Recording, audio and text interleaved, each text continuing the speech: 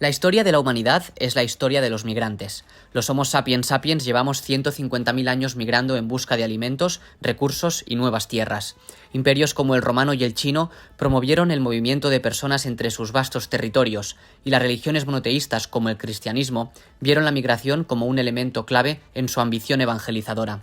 La migración tiene, sin embargo, una cara mucho menos amable. Las migraciones forzosas, como la trata de esclavos o los desplazamientos de poblaciones indígenas, han marcado trágicamente la historia de la humanidad. Hoy son muchos los migrantes que mueren en el mar tratando de llegar a nuestras costas, son retenidos en las fronteras de Europa o devueltos en caliente a los países en los que no decidieron nacer. Esta es posiblemente la parte más conocida y visible de la crisis migratoria, pero existe otra más cercana y sin embargo desconocida: la de los inmigrantes que acceden de forma legal al país, pero permanecen en él irregularmente. España acoge hoy, según la ONU, a casi 7 millones de inmigrantes, lo que supone un 14% de la población total. Cerca de medio millón, menos del 7%, viven en situación irregular. El saldo migratorio positivo de España compensa su saldo vegetativo negativo y será fundamental en el mantenimiento de nuestro sistema del bienestar. Gestionar las migraciones de forma adecuada será uno de los retos más importantes de Europa en este siglo, en un contexto de envejecimiento poblacional acelerado y aumento de los desplazamientos a gran escala por fenómenos como el cambio climático. Hoy en GENI hablamos con Gonzalo Fanjul, economista, investigador y activista experto en pobreza y desarrollo. Ha sido director de investigación y asesor estratégico de Intermón Oxfam y actualmente dirige el área de análisis políticos del Instituto de Salud Global de Barcelona. Es también autor del blog 3.500 millones en el diario El País. Gonzalo fue cofundador de Por Causa, una organización sin ánimo de lucro que se dedica a la investigación y divulgación en temas relacionados con la migración. Por Causa es una de las principales promotoras de la iniciativa legislativa popular que propone la regularización extraordinaria de las personas que estuvieran en territorio español antes de diciembre de 2021. Más de 700.000 firmas en su apoyo fueron entregadas en el Congreso en diciembre de 2022, en la que es una de las ILP con más apoyo de la historia de la democracia. Hoy en GENI, Gonzalo Fanjul. Esperemos que disfrutéis del episodio.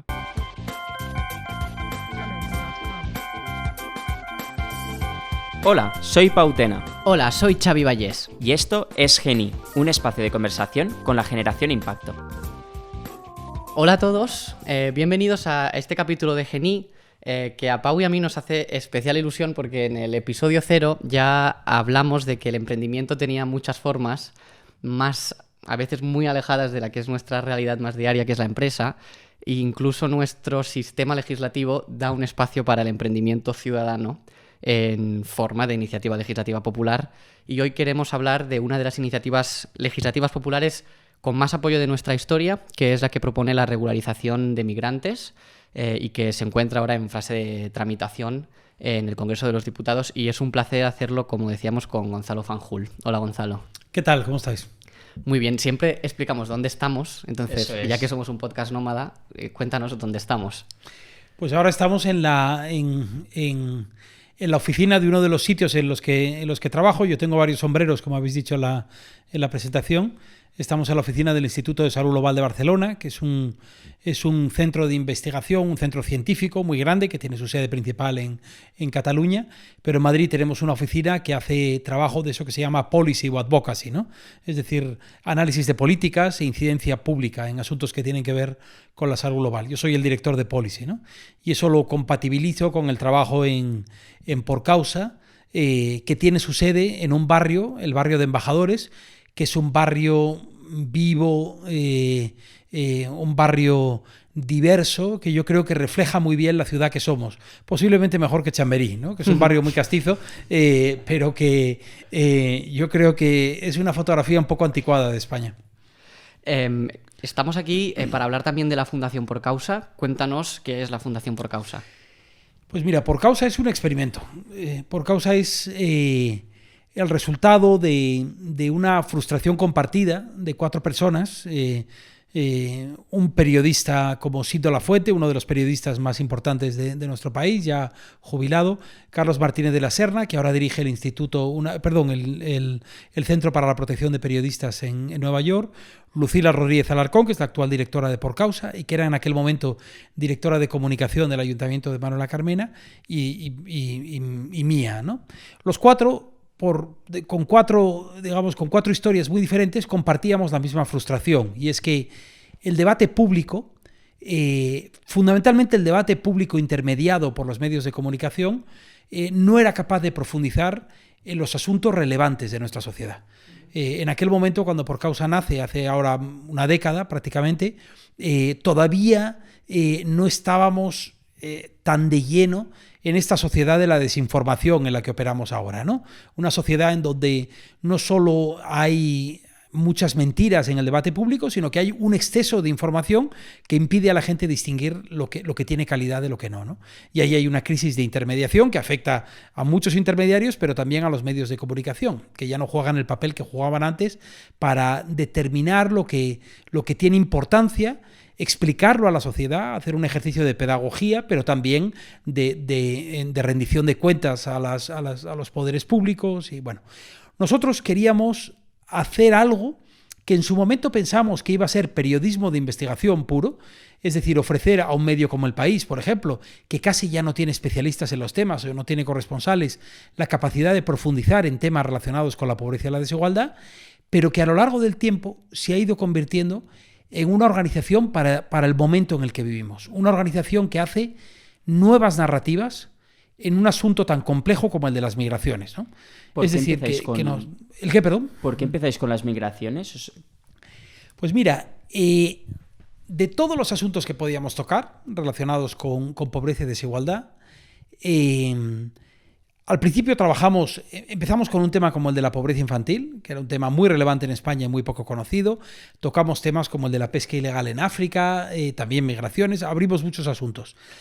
Pero cuando llegó Lula como directora de la organización, que esto fue hacia 2014-2015, pues básicamente puso orden en la casa. Aquello era un carajal donde entrábamos en todos los asuntos que nos fascinaban, que nos motivaban, para donde existía una necesidad, y era cierto, y Lula, racionalizó el modo de trabajar. Y lo que dijo es, vamos a hacer bien algo en un territorio importante, relevante, pero limitado, y este territorio era el de las migraciones. Yo había trabajado el tema migratorio durante bastante tiempo, en mi etapa en Oxfam, en el tiempo que pasé en Estados Unidos, estudiando en Harvard, fue mi tema de investigación y escribí con algunos de los profesores más interesantes allí, y nuestra intención era... ¿Qué estudiaste en Harvard?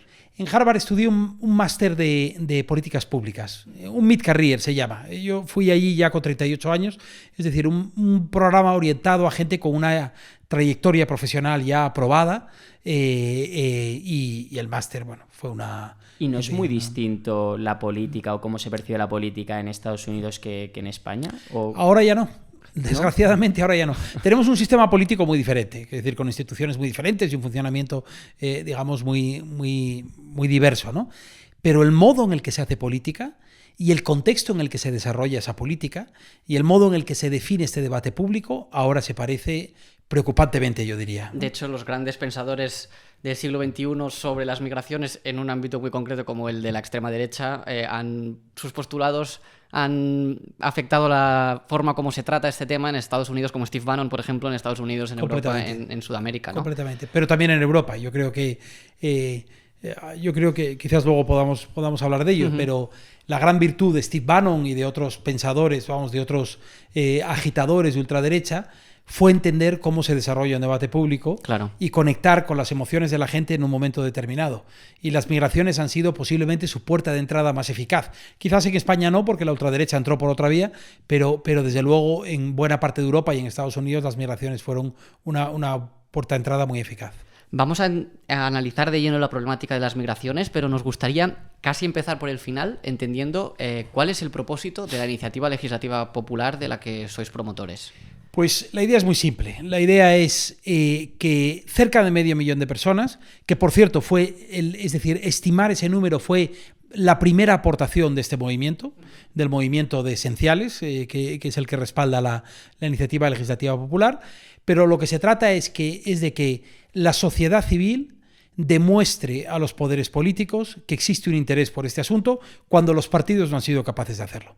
Una iniciativa legislativa popular es el modo en el que la sociedad organizada reemplaza a un partido político a la hora de promover una actividad legislativa en el Parlamento, ¿no? Eso necesita al menos 500.000 firmas de ciudadanos con derecho a voto, es decir, que es un proceso extremadamente garantista. Se recogen siempre muchísimas más firmas de las que luego finalmente se validan. En este caso llegamos a validar más de 700.000 firmas, lo cual nos convierte en una de las ILPs más firmadas del país. ¿Cómo lo conseguisteis? O sea, ¿cómo conseguisteis llegar a 700.000 personas y que firmaran? Pues mira, fue una campaña extraordinaria, una coalición absolutamente improbable.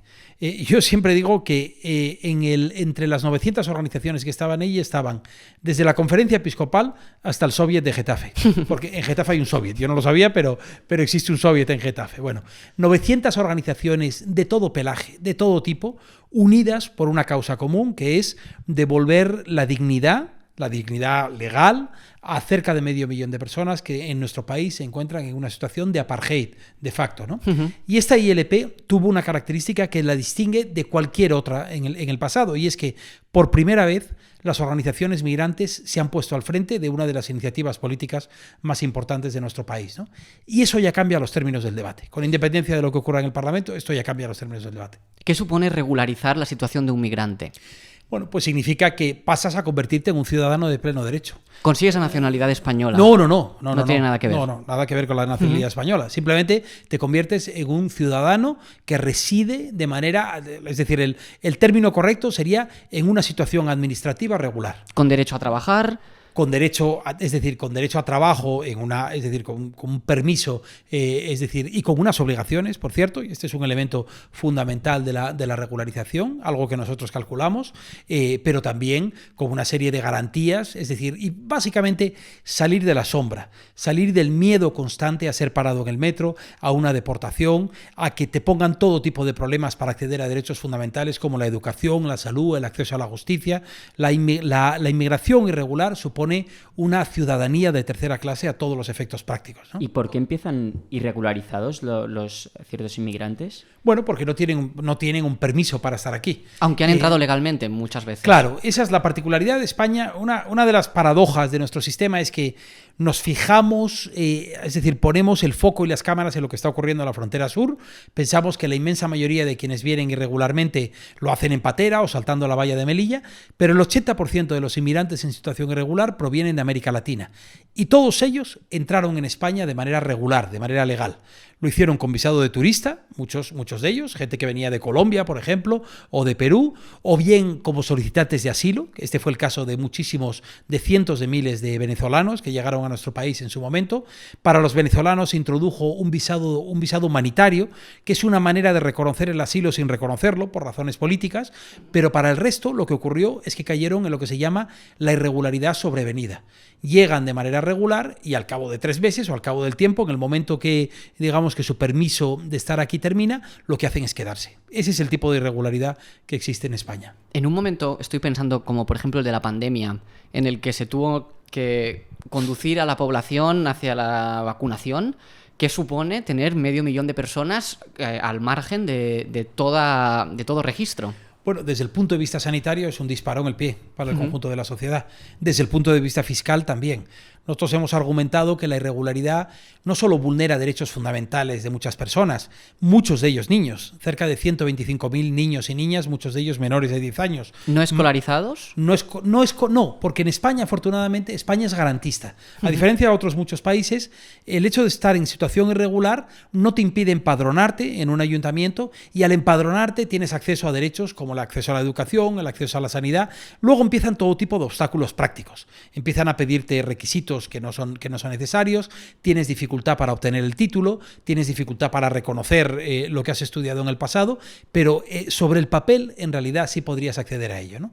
Pero como decíamos antes, en cualquier circunstancia, pero sobre todo una circunstancia de emergencia sanitaria, tener a 500.000 de personas fuera del radar de las instituciones sanitarias es un disparo en el pie.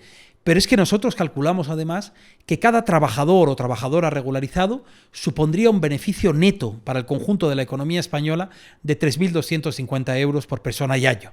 Es decir, que la regularización era un beneficio monumental para el conjunto de nuestra economía. Sin embargo, existe la idea de que la inmigración supone un perjuicio económico para la población local. ¿Esto por qué pasa? Bueno, pasa porque es un mito, una fantasía bien arraigada, porque pensamos que quienes vienen no tienen nada, no ofrecen nada, pero todo lo que sugiere la literatura económica, todo, es decir, de forma absolutamente abrumadora, es que la inmigración no viene a repartirse una tarta económica fija, sino a incrementar el tamaño de la tarta, es decir, promueven el crecimiento, son trabajadores con una serie de capacidades que operan en un contexto mucho más productivo del que tenían en sus países de origen, además hacen aportaciones fiscales a través de sus contribuciones a la seguridad social y a través de sus impuestos directos, el caso de la regularización es muy significativo, no tienen un impacto significativo sobre el nivel salarial de los trabajadores que ya estaban aquí, es verdad que están por debajo del nivel medio de los salarios, pero compiten entre ellos fundamentalmente.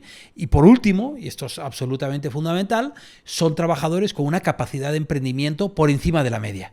Son trabajadores que han asumido muchos riesgos en su vida y que están dispuestos a asumir riesgos también, montando pequeños negocios, montando pequeñas iniciativas que lo que hacen es multiplicar los beneficios que tienen para la economía. Simplemente doy un dato que no es un dato que venga de ningún partido izquierdista peligroso, sino del Global Institute de McKinsey, de la consultora, que dice que entre el 40 y el 70% de todo el empleo creado en los países de la OCDE en los primeros 15 años de este siglo estaba directa o indirectamente relacionado con la inmigración. Es decir, que la inmigración viene con un pan bajo el brazo. Cuando vinculamos eso a los argumentos demográficos que has mencionado en la presentación, la ecuación es absolutamente inapelable, ¿no? ¿Podríamos decir que nuestro sistema de pensiones hoy no es sostenible sin migración? Absolutamente. Pero esta afirmación en el futuro va a ser mucho más cierta.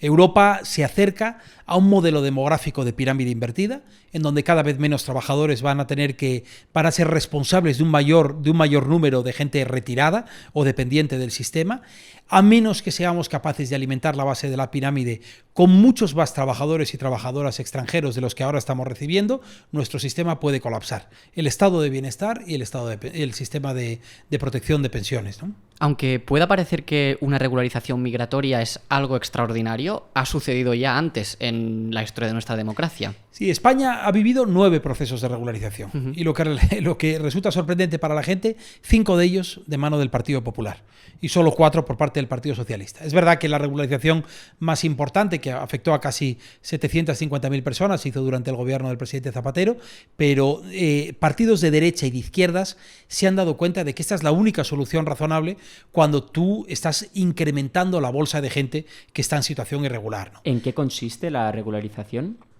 La regularización es una medida administrativa extraordinaria en donde tú concedes permiso de residencia o permiso de residencia y trabajo a gente que no lo tenía. ¿A todos los no regularizados o a algunos que cumplen ciertos requisitos? Bueno, tienen que cumplir determinados requisitos, depende del tipo de regularización. Tú puedes introducir un requisito como, por ejemplo, que no tengan antecedentes penales, o un requisito que es necesario para que esto digamos, no se produzca un efecto llamada, es establecer una fecha de corte, que en nuestro caso nosotros pedimos que fuese de diciembre de 2021, en el momento en el que lo solicitamos, ¿no? Ahora ya sería, pero es decir, que no haga que venga mucha gente para beneficiarse de la regularización, sino que afecte a los que ya estaban aquí en ese momento, ¿no?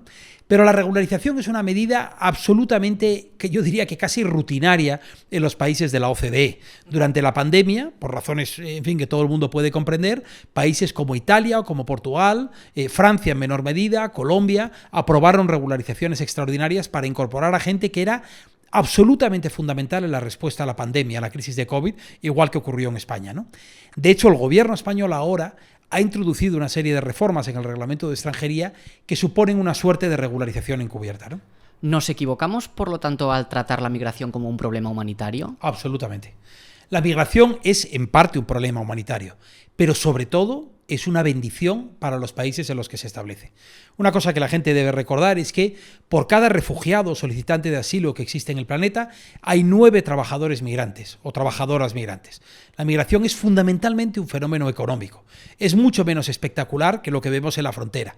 Lo que se produce en la frontera es muy grave por razones humanitarias, pero no deja de ser una parte pequeña de los flujos que operan, digamos, en nuestro sistema de movilidad humana, ¿no? Cuando hablamos de migración, yo creo que en el imaginario colectivo nos vamos siempre a la frontera sur, a la frontera insular canaria a veces. ¿Cuál es la situación actual de estas fronteras? Bueno, es una situación grave, muy complicada, porque están recibiendo un número, pues, casi sin precedentes de migrantes que llegan en condiciones desesperadas. En el caso de Canarias, si no recuerdo mal, el número a lo largo de estos primeros 10 meses ha sido de casi 19.000 personas y por lo tanto es un desafío humanitario y desde luego un desafío logístico.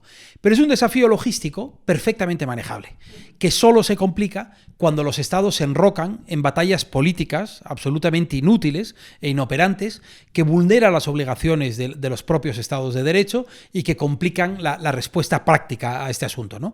Eso es cierto en un país como España, donde hemos visto cómo las comunidades autónomas empiezan a pelear unas contra otras y donde respuestas absolutamente humanitarias y meritorias como la del alcalde de Mérida para acoger a inmigrantes se convierten en el objeto de una campaña descarnada por parte de los partidos de ultraderecha o de los opinadores de redes de este país, pero eso se eleva al caso de la Unión Europea cuando se produce el mismo juego entre países de la Unión Europea y los países del interior, los que no están en la frontera exterior, se niegan a compartir la carga de responsabilidad que supone la llegada de solicitantes de asilo o de refugio, ¿no?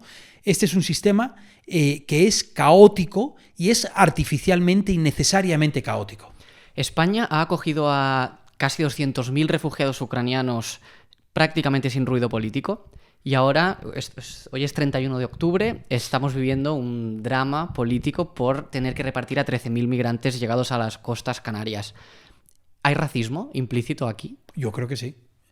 No solo hay racismo, en el debate migratorio hay un elemento fundamental que es una línea invisible entre el ellos y el nosotros, ¿no? Es decir, ¿qué es lo que consideramos propio y qué es lo que consideramos ajeno? Cuando se responde de la manera en la que estamos respondiendo en el caso de Canarias o el modo en el que respondimos a la crisis siria en los años 2014-2016, lo que estamos es dejando muy claro que ellos no son nosotros y que no son nuestra responsabilidad y que son diferentes.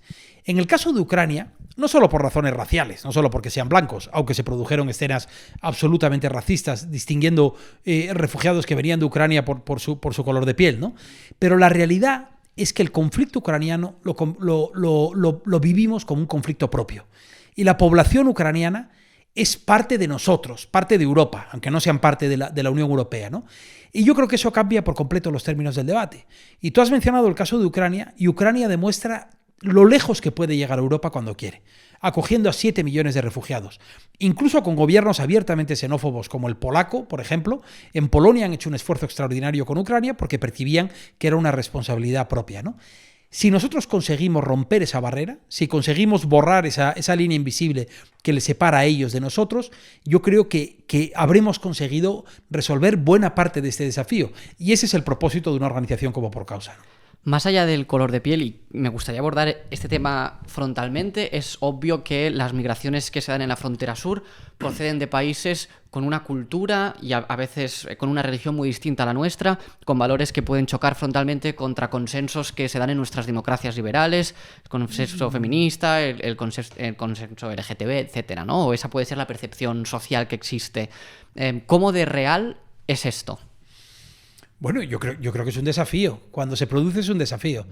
Pero, primero, yo creo que hay que evitar las caricaturas con este asunto. Es decir, aquí llega gente de lugares muy diferentes, con culturas muy diferentes y con tradiciones, digamos, comunitarias muy diferentes. El Islam en sí mismo, la religión musulmana, es extraordinariamente diversa. Y por supuesto que hay manifestaciones radicales del Islam, pero yo argumentaría que hay manifestaciones radicales del cristianismo, por ejemplo, en países como Estados Unidos, en comunidades evangélicas en Brasil y en tantos otros sitios, que son igualmente preocupantes que las manifestaciones expresiones más radicales del Islam, ¿no?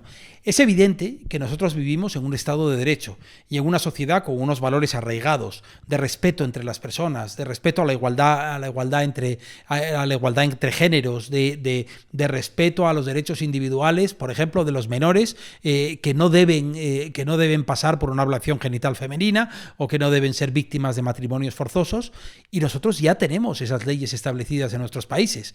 Ese mínimo, ese suelo, lo establece la Constitución, lo establece nuestro Estado de Derecho. De lo que se trata es de que todo el mundo se rija por esas mismas reglas. Lo que yo no veo necesario es pedirles un plus de ciudadanía a gente que lo único que tiene que hacer es cumplir las reglas exactamente como los demás, ¿no? No hay riesgo del gran reemplazo, como pretenden manifestar algunos líderes de la ultraderecha. No hay riesgo de una sustitución, no hay un conflicto por esa vía.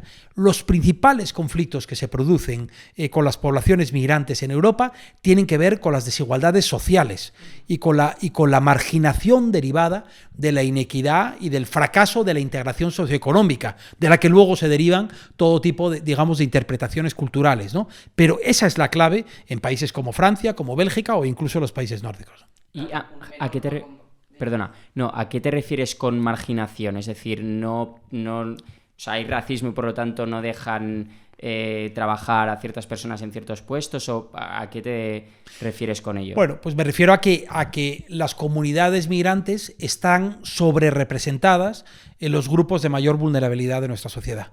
Si tú miras las cifras de pobreza infantil en nuestro país, por ejemplo, que son cifras alarmantes, donde casi 1 de cada 3 niños se encuentra en pobreza o en riesgo de pobreza, las comunidades migrantes tienen una participación, digamos, relativa muy por encima de su participación en el conjunto de la sociedad, ¿no? Si piensas en las necesidades de protección social, en la calidad de la vivienda, en el tipo de empleo que ocupan las comunidades migrantes, su situación es de marginalidad o semimarginalidad en una parte excesiva, digamos, de la población migrante, ¿no?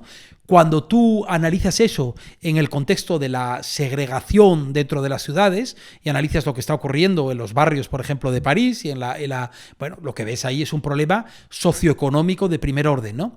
Y cuando esos problemas se producen, esa población, ese es el caldo de cultivo adecuado para que las alternativas radicalizantes, como por ejemplo las alternativas culturales o religiosas radicalizantes, encuentren exactamente digamos, lo que necesitan en esa población, ¿no? Ahora que menciona París, posiblemente existen muchos modelos de integración de la migración, el inglés más multiculturalista, el francés más en torno al valor del ciudadano en la República, el austriaco, por supuesto, más excluyente.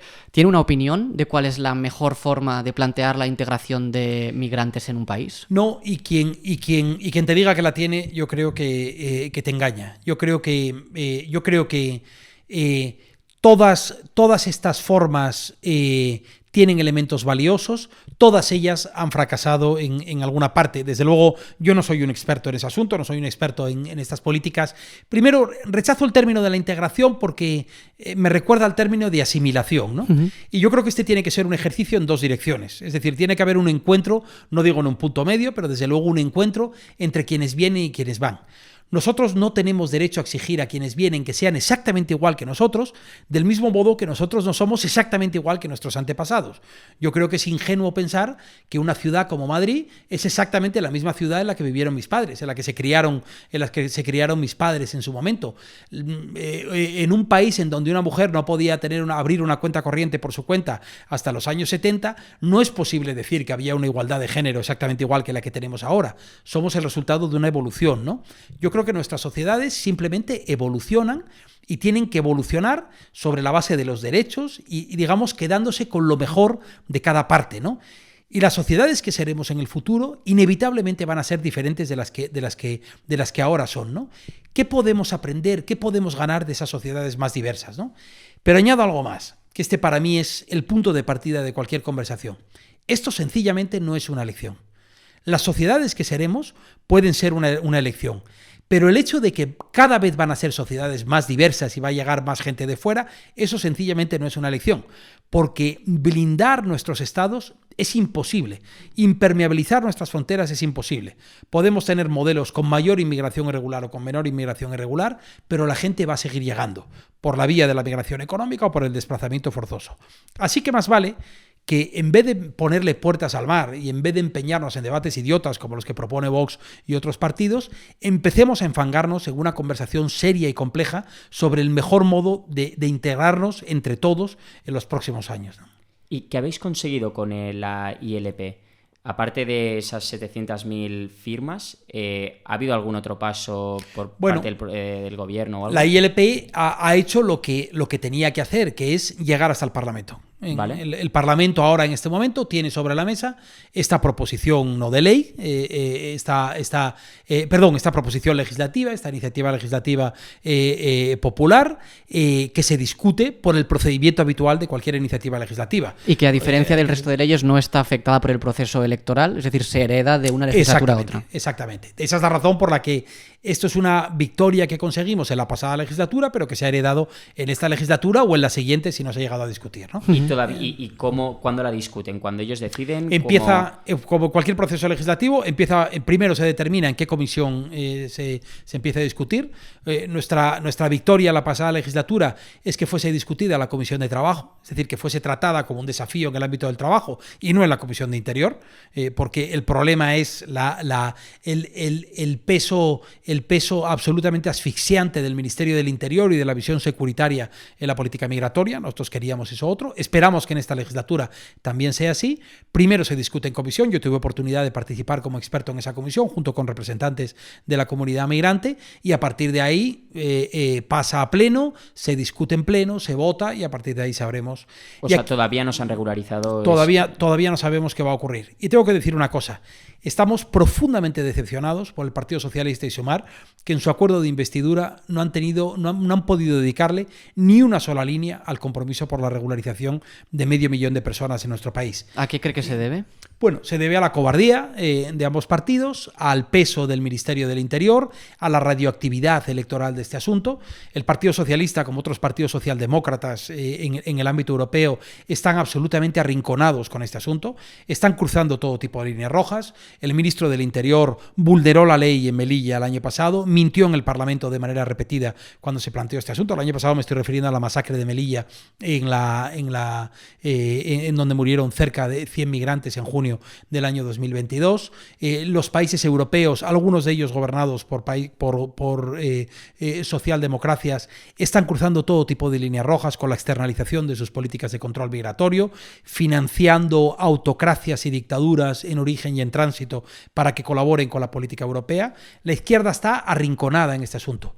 Y lo que está más a la izquierda de la socialdemocracia se mueve con comodidad en la denuncia de las vulneraciones de derechos humanos en frontera, pero cuando se trata de plantear alternativas, y la regularización es una de ellas, están absolutamente paralizados. Y aquí, por ejemplo, los sindicatos son una parte grave del problema. Este es el momento en el que UGT y comisiones todavía no han apoyado la regularización de 500.000 de personas, la mayor parte de los cuales son trabajadores y trabajadoras en una situación de vulnerabilidad absoluta. Deberían ser la preocupación principal de un sindicato con un mínimo de dignidad, ¿no? Y desgraciadamente esto no lo hemos conseguido todavía. En torno a las migraciones hay muchísimos temas de conversación que me gustaría poner un poco de luz en ellos. El primero son las mafias. ¿Qué hay de real en la existencia de las mafias? Todo. Las mafias son un problema fundamental quiero decir, y un factor clave en el fenómeno migratorio, ¿no? Pero hay que decir dos cosas fundamentales. Primero, las mafias son un problema fundamental para los propios migrantes, que son víctimas de trata y que están pagando cantidades desproporcionadas, asumiendo riesgos que no deberían asumir. Las mafias afectan a los migrantes, no tanto al conjunto de la sociedad. Segundo, las mafias son el resultado de nuestro modelo migratorio.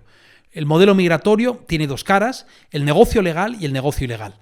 El negocio legal es el de una industria creciente y fabulosa de control migratorio, en donde empresas como Telefónica, como Indra, como el Corte Inglés y muchas otras que están en las investigaciones de por causa, están haciendo muchísimo dinero con las políticas de control migratorio en la frontera sur. Ese es el negocio legal, pero el negocio legal, es decir, esta obsesión por el control migratorio y por el blindaje fronterizo, lo que hace es incrementar las rutas irregulares de llegada a nuestros países. Y esas rutas irregulares están controladas por mafias, ¿no?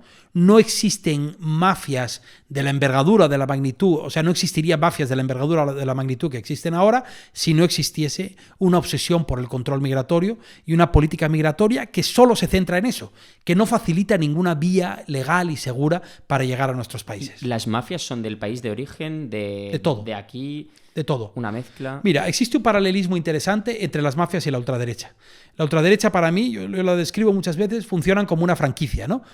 Como el McDonald's. Venden la misma mierda en todos sitios, pero cambian el formato dependiendo del contexto en el que se sitúen, ¿no? Esto es lo que hace. Tú tienes a Vox, que es un partido en lo económico ultraliberal, Marine Le Pen es proteccionista y el PiS en Polonia es ultrarreligioso, ¿no? Y cada uno es de una manera. Pero cuando entran en el debate público, lo que hacen es desplegar su caja de herramientas completa.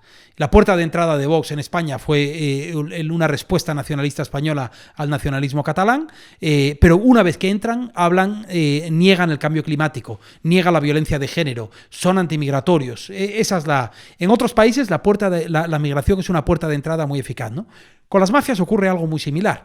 Las mafias pueden llegar, digamos, pueden entrar por negocios muy diferentes, que puede ser la droga, puede ser el tráfico de armas, puede ser la trata de personas, pero una vez que entran, esa mafia no hace una única cosa. Estas mafias están vinculadas al narco, están vinculadas al tráfico de armas, al terrorismo internacional. Hay grupos yihadistas involucrados en la trata de personas. Hay estados fallidos como Libia que se dedican a retener a los migrantes que llegan a sus estados y a chantajearles, es decir, a retenerles secuestrados, exigiendo a las familias en origen, en países como Etiopía, como Senegal y en tantos otros, que paguen un rescate por esos migrantes, ¿no? Este gobierno fallido, el de Libia, o los dos gobiernos fallidos que hay en Libia, están en este momento firmando acuerdos con países como Italia, ¿no? Hasta este punto está llegando la Unión Europea, ¿no? Por lo tanto, el modelo es un modelo que impulsa los dos negocios, el legal y el ilegal, y los dos son igualmente obscenos. Otro tema sobre el que quería preguntarle son los menores no acompañados, que también han sido objeto de mucha utilización política posiblemente y de mucha prensa. ¿La regularización tiene algún impacto sobre ellos? Bueno, los menores, si son menores tutelados por el Estado, es decir, si están aquí están protegidos, digamos, hasta la mayoría de edad. La regularización podría tener un impacto en el momento en el que una parte de ellos cumple la mayoría de edad. Y de hecho el gobierno ya ha hecho alguna reforma en este sentido para facilitar que cuando los chavales cumplen la mayoría de edad puedan integrarse en el mercado de trabajo, sobre todo cuando el Estado ha intervenido tanto en su formación, puedan integrarse en el mercado de trabajo sin pasar por la irregularidad, ¿no? Con los niños no acompañados existe otro problema, y es que de todos los asuntos en donde la ultraderecha ha hecho ruido, este es el tema en el que yo creo que sí han conseguido dejar huella, digamos, en el debate público. Han convertido el acrónimo MENA casi en un arma arrojadiza, ¿no? Y en el imaginario de mucha gente, MENA está vinculado a inseguridad o está vinculado a criminalidad. Sí. A criminalidad. Bueno, la realidad es que estos niños son niños en circunstancias muy complicadas. Algunos son niños muy complicados, como todos los adolescentes que están siendo tutelados por el Estado y que pasan por circunstancias tan difíciles como las que pasan estos niños, pero son niños. Y cuando uno trabaja con ellos, cuando uno los conoce, si tenéis oportunidad de asomaros a la página de una asociación que se llama la Asociación de Exmenas, que dirige un tipo maravilloso que se llama Ismail, que es un chaval, que era un chaval tutelado. Uno de los estudios que nosotros estamos haciendo, que lo estamos haciendo precisamente con la Kennedy School de Harvard, es un estudio que analiza cuál es la visión, la opinión de estos niños. Y estos niños lo que te describen es una sociedad que se aparta de ellos como si fuese la grasa de una gota de Fairy, ¿no? Que entran en el metro y la gente echa mano al bolso o se apartan Se ha establecido en España la idea de que estos niños son un peligro público, ¿no? Por eso es tan importante que peleemos contra esa lógica. Y esto se pelea de muchas maneras. Nosotros estamos desarrollando narrativas que son integradoras, ¿no? Pero en barrios como el barrio de Hortaleza, en Madrid, hay organizaciones como Somos Acogida, en donde son los propios vecinos los que están defendiendo a los niños. Y cuando le preguntas a Emilia o a José Luis, los líderes de Somos Acogida, te dicen, ¿por qué se metieron en este jaleo? Ellos decían, mira, venía la gente de ultraderecha a manifestarse frente al centro de internamiento donde están los niños y a amenazarles y a insultarles y a decir en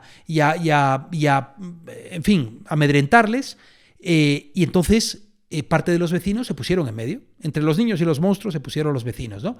Y entonces les decía, mételos en tu casa. Y un buen día Emilia dijo, pues eso hice, los metí en mi casa. Y empezó a llevar a los chavales y empezaron a trabajar con los chavales, facilitando la formación de estos niños, dándoles cariño, amor, lo único que necesitan estos chavales. Por cierto, algunos de ellos, unos verdaderos cabrones, que yo no quiero quitarle, o sea, no quiero edulcorar este asunto, pero estos chavales respondieron como responden todos los niños cuando tienen una oportunidad, ¿no? Y ahora muchos de ellos son chavales formados que en Campo de Criptana, en Ciudad Real, en un pueblito de la Mancha de donde es Emilia, están formándose, están trabajando para empresas, por ejemplo, en el sector de las renovables, montando placas. Es una historia inspiradora de cómo tú puedes contraponer a una narrativa del odio, la puedes sustituir por una narrativa de amor, en este caso de gente del barrio que convive con esos mismos niños, ¿no? ¿Y el gobierno realiza algunas acciones integradoras en este sentido? ¿O son iniciativas más bien de particulares o iniciativas más? Bueno, yo creo que el gobierno lo intenta, desde luego, y en el caso de los niños no acompañados, yo creo que han tomado algunas medidas que yo creo que van claramente en la dirección correcta, como esta integración laboral a la que me refería antes, ¿no?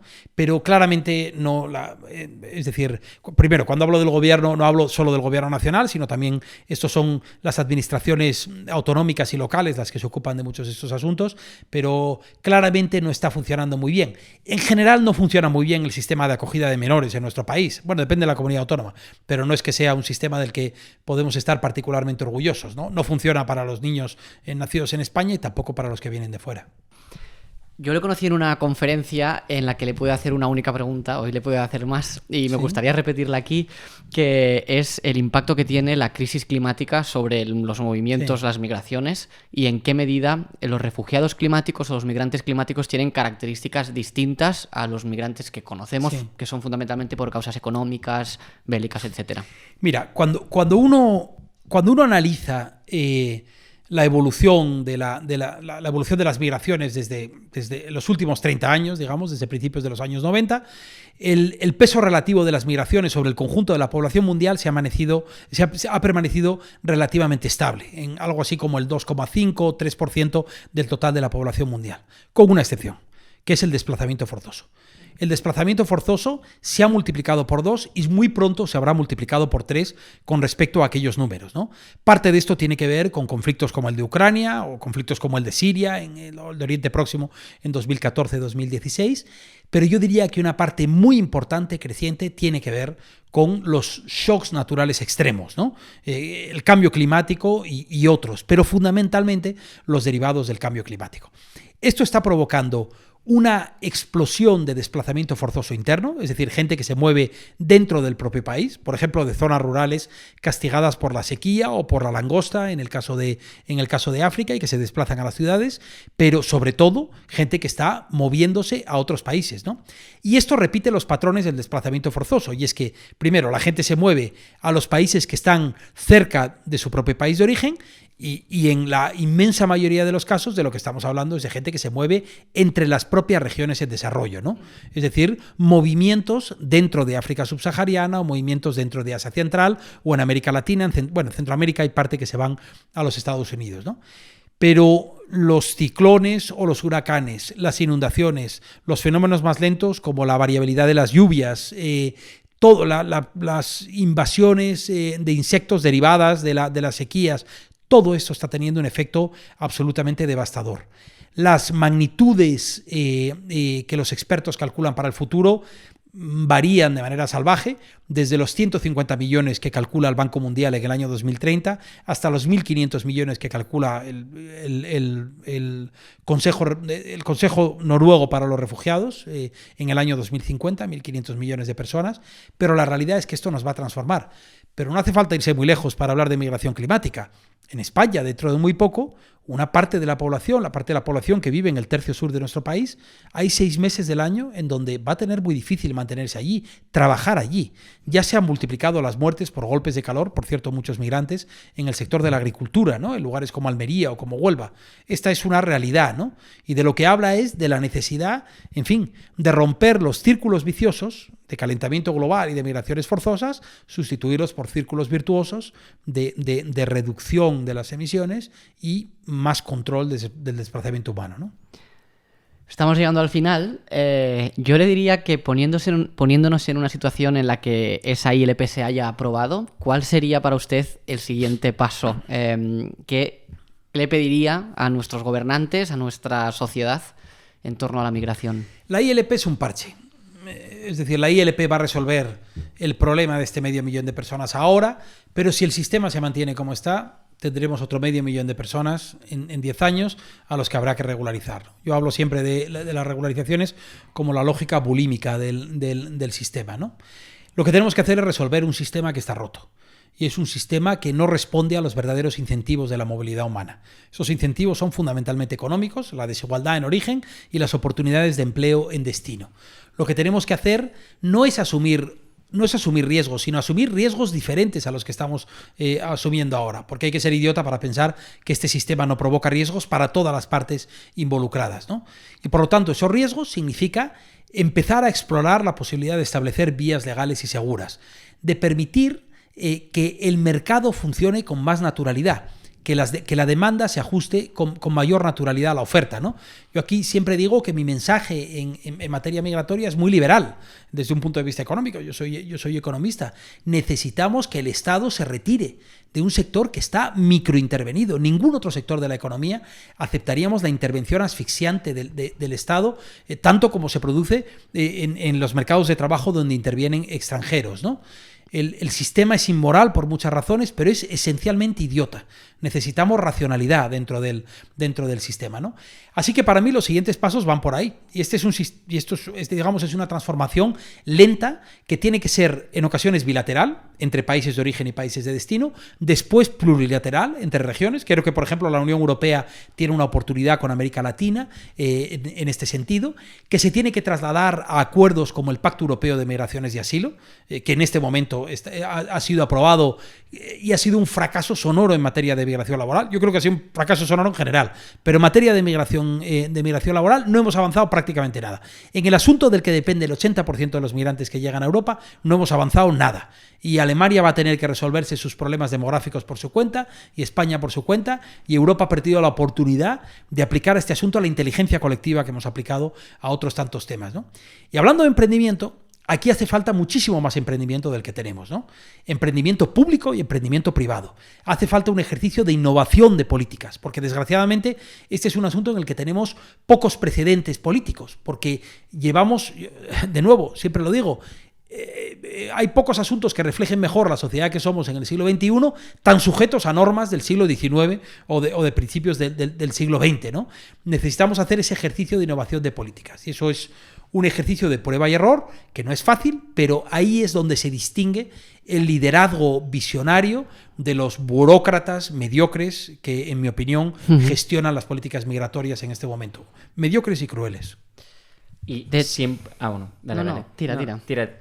Iba a decir que creo que nos queda claro que las migraciones tienen una visión práctica, pero ahora que hablaba de crueldad, venía pensando yo cuando llegábamos aquí que al final, pues por ejemplo, Pau y yo, los dos nacimos en Barcelona, pudimos estudiar, pudimos tener asistencia médica cuando la necesitábamos. Gracias a eso podemos tener un trabajo que nos permite ser autosuficientes, y cuánto de todo lo que ha pasado se debe únicamente al hecho de que nacimos en Barcelona, ¿no? Y sé que no hay mucho espacio para la utopía hoy en día, pero ciertos discursos beligerantes. El otro día escuchaba a un político hablar de que llegaban migrantes en edad militar, que no sé exactamente qué concepto es este, pero... Pues mira, pues es un concepto perfectamente pensado, por cierto, importado de los Estados Unidos, pero no hay nada casual en un concepto como ese. Cuando utiliza la idea de inmigrantes en edad militar, lo que están haciendo es una vinculación subconsciente directa entre inmigración y seguridad. eso es lo que están haciendo. Y lo están vinculando con el terrorismo. Esta mañana se ha presentado, la pasada semana, una proposición no de ley de Vox en el Congreso que propone quitarle la nacionalidad o impedir que tenga nacionalidad a gente que viene de países islámicos, que proviene de países islámicos. Lo que propone Vox, vulnerando derechos individuales como el de la residencia o derechos colectivos como el de la libertad de expresión, es convertir a España en Irán, básicamente. Eso es lo que están proponiendo. Pero no hay puntadas sin hilo, no hay nada casual y, por cierto, están perfectamente organizados. Es decir, esto se repite, uno analiza lo que está ocurriendo en lugares tan lejanos como Argentina o como Chile en el debate migratorio y encuentra guiños y recursos que hemos visto en España, que hemos visto en Estados Unidos y, por lo tanto, hay que ser muy serios con esto porque es gente muy bestia, pero muy inteligente. Totalmente. Y por eso decía que sé que no se pueden plantear las cosas desde la utopía y que es un problema muy complejo, pero sí tengo la sensación en general de que nuestra sociedad, en prácticamente todo el arco ideológico, entiende que las situaciones que generan muchos migrantes, muchos menas, etcétera, son más fruto del contexto de marginalidad en el que han vivido, que no, por supuesto, de su naturaleza, que eso sería profundamente racista pensarlo, ¿no? Mira, dejadme, perdón, ya sé que queda poco tiempo, pero en fin, compartir con vosotros un concepto sobre el que estamos trabajando ahora en Por Causa, que creo que es un concepto interesante, y es la alternativa como una manera de ordenar el sistema.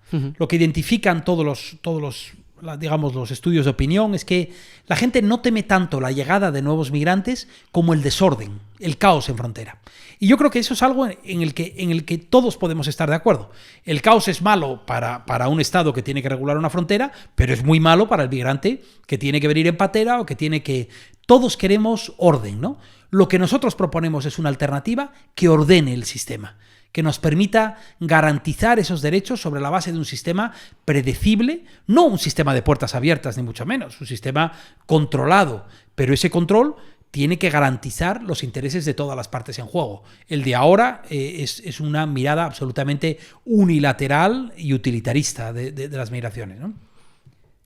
Muy interesante, la verdad. Yo hoy no he participado tanto, pero bueno, se me va un poco el tema, pero la verdad que ha sido súper interesante. Y normalmente siempre terminamos con una última pregunta, que es primero, nuestro podcast se llama Gen I.